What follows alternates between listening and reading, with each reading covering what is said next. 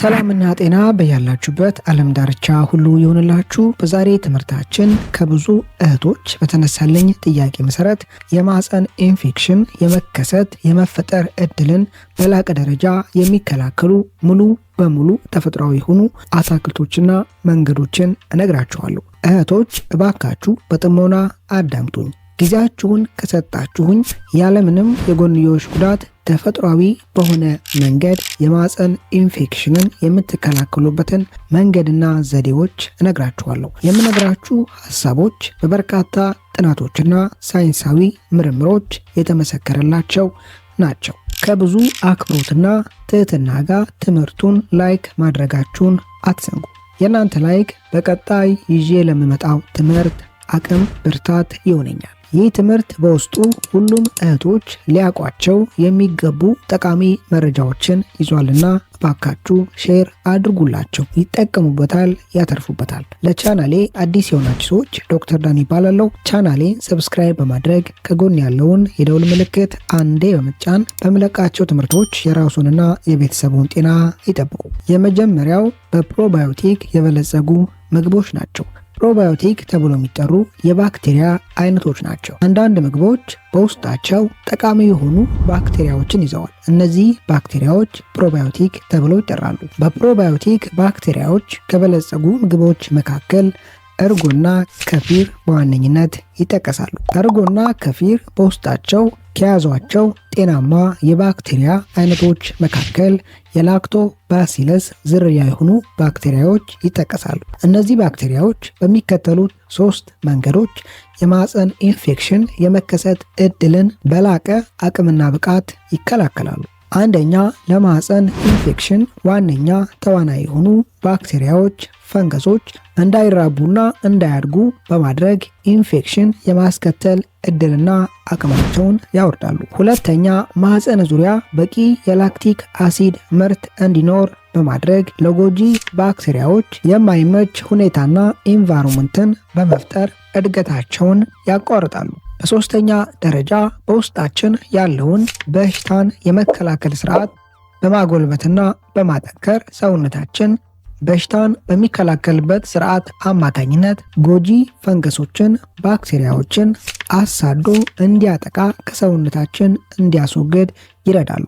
ወተትና የወተት ተዋጽኦችን እርጎን ጨምሮ ስንጠቀም የሚከተለውን ጥንቃቄ ማድረግ አስፈላጊ ነው። አንደኛ፣ ላክቶስ ኢንቶለራንት የሆናችሁ ሰዎች፣ ይህም ማለት እርጎና የወተት ተዋጽኦች በውስጣቸው ላክቶስ ተብሎ የሚጠራውን ስኳር ይዘዋል። አንዳንድ ሰዎች ይህ ስኳር አይነት ሰውነታቸው ውስጥ ሲገባ ሰውነታቸው በአግባቡ ስኳሩን መፍጨት ካለመቻል ጋር ተያይዞ የሚከተሉትን ምልክቶች ሊያዩ ይችላሉ።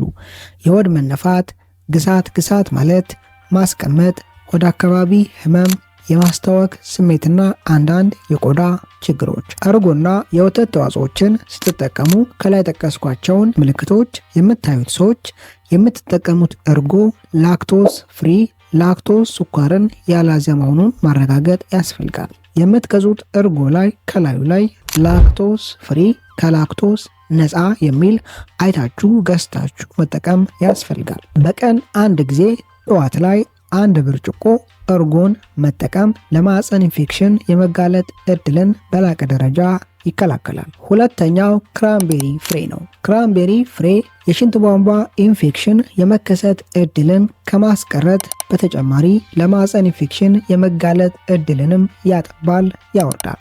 ክራንቤሪ በውስጡ ፕሮአንቶሳያኒዲን ተብሎ የሚጠራውን እጽዋት ውስጥ በተፈጥሮ ያለውን ኬሚካል ይዟል።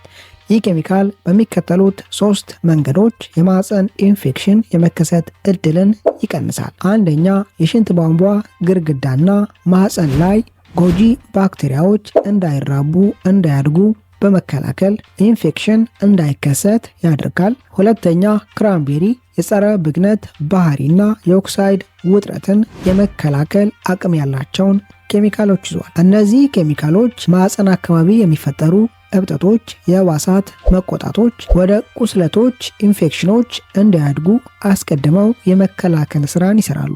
ሶስተኛ ማህፀን ላይ የአሲድ ቤዝ ባላንስ መመጣጠን እንዲኖር ያደርጋሉ። የአሲድ ቤዝ ባላንስ መመጣጠን መኖር ለማህፀን ጤንነት እጅግ በጣም አስፈላጊ ነው። ሶስተኛው ነጭ ሽንኩርት ነው። ነጭ ሽንኩርት አሊሰንንና ሌሎች የጸረ ብግነት ባህሪ ያላቸውን ኬሚካሎች ይዟል። እነዚህ ነጭ ሽንኩርት ውስጥ ያሉ ኬሚካሎች በሚከተሉት 3 መንገዶች የማህፀን ኢንፌክሽንን ይከላከላሉ። አንደኛ የጸረ ባክቴሪያል ባህሪ ያላቸው፣ ከዛም የተነሳ ሰውነታችሁ ጎጂ ባክቴሪያዎችን የሚያስወግድበት የሚከላከልበት ስርዓትን ይደግፋሉ። በሁለተኛ ደረጃ የጸረ ፈንጋል ባህሪ ያላቸው፣ በተለይ ደግሞ ካንዲዳ አልቢካን ተብሎ የሚጠራው ፈንገስ ማህፀን አካባቢ በቀላሉ እንዳያድግና እንዳይራባ አስቀድመው የመከላከል ስርዓቱን የማቋረጥ ስራን ይሰራሉ። ካንዲዳ አልቢካን ተብሎ የሚጠራው የፈንገስ አይነት አብዛኛዎቹ ማህፀን ላይ ለሚከሰቱ የኢስት ኢንፌክሽኖች ዋነኛ የጀርባ ምክንያት ነው። ሶስተኛ ነጭ ሽንኩርት ውስጥ ያሉ ኬሚካሎች በሽታ የመከላከል ስርዓትን በማሻሻል ከፍ በማድረግ የማህፀን ኢንፌክሽን የመከሰት እድልን ይቀንሳሉ። ነጭ ሽንኩርትን በሚከተሉት 2 መንገዶች መጠቀም ትችላላችሁ። አንደኛ ከ1 እስከ 2 ፍሬ የነጭ ሽንኩርት ፍሬ አንጓን ሳይሆን ፍሬውን ተወስዱና ካጠባችሁት በኋላ ቆራርጣችሁ አፍልታችሁ በሻይ መልክ መጠጣት ትችላላችሁ። ሁለተኛ የምታበስሉት ምግብ ላይ ከ1 እስከ 3 ፍሬ ነጭ ሽንኩርትን በመጨመር መጠቀም ትችላላችሁ። አራተኛ በውስጣቸው ከፍተኛ የውሃ ይዘት ያላቸው አትክልቶች ኪውከምበርና ሐብሐብ። ኪውከምበርና ሐብሐብ ከ90% በላይ የውሃ ክምችት አላቸው። ከያዙት የውሃ ክምችት በተጨማሪ ሌሎች ጠቃሚ ኬሚካሎችንም ይዘዋል። ኪውከምበርና ሐብሐብ ውስጥ ያሉት የውሃ ክምችትና ኬሚካሎች ሰውነታችሁ ቆሻሻዎችን የሚያስወግድበትና ራሱን የሚያጸዳበትን ስርዓት በመደገፍ ጎጂ ባክቴሪያዎችና ቆሻሻዎች ከሰውነታችሁ የሚወገዱበትን ስርዓት ይደግፋሉ። በሁለተኛ ደረጃ የጸረ ብግነት ባህሪ ስላላቸው ማህፀን ላይ የሚከሰቱ የህዋሳት ብግነቶችና መቆጣቶች ወደ ኢንፌክሽን ቁስለቶች የማደግ እድላቸውንም ያወርዳሉ። የመጨረሻው ተልባ ነው። ተልባ በውስጡ ፋይቶስትሮጅን ተብሎ የሚጠራውን እጽዋት ውስጥ በተፈጥሮ የሚገኘውን ኬሚካል ይዟል። ይህ ኬሚካል የኤስትሮጅን መጠንን ለማመጣጠን ባላንስ ለማድረግ እጅግ በጣም አስፈላጊ ነው። ሴቶች በውስጣቸው ያለው የኤስትሮጅን መጠን በሚወርድበት ጊዜ፣ ዝቅ በሚልበት ጊዜ ማህፀን ላይ ድርቀትን በማስከተል የህዋሳት መቆጣትና ብግነትን ሊያስከትል ይችላል። ይህ አይነት የህዋሳት መቆጣትና ብግነት ወደ ኢንፌክሽን ሊቀየር ሊያድግ ይችላል። ተልባ ውስጥ ያለው ፋይቶ ኤስትሮጅን የኤስትሮጅን ሆርሞን መጠንን በማስተካከል ባላንስ በማድረግ ከኤስትሮጅን ሆርሞን መውረድ ጋር ተያይዞ ማህፀን ላይ ሊፈጠሩ የሚችሉ የጤና እክሎችን ይከላከላል። ሌላው በተደጋጋሚ ለማህፀን ኢንፌክሽን የምትጋለጡ ሰዎች የሚከተሉትን ምግቦች በትችሉ ሙሉ በሙሉ አለመጠቀም አሊያም በጣም መቀነስ ያስፈልጋል። በውስጣቸው ከፍተኛ ስኳር ያላቸው መጠጦችና ምግቦች፣ የሚጣፍጡ ምግቦች፣ መጠጦች፣ የተቀነባበሩ ሪፋይንድ ካርቦሃይድሬትን የያዙ ምግቦች፣ ለአብነት ያክል የፍርኖ ዱቄት፣ ዳቦ፣ ፓስታና ተመሳሳይ ምግቦች።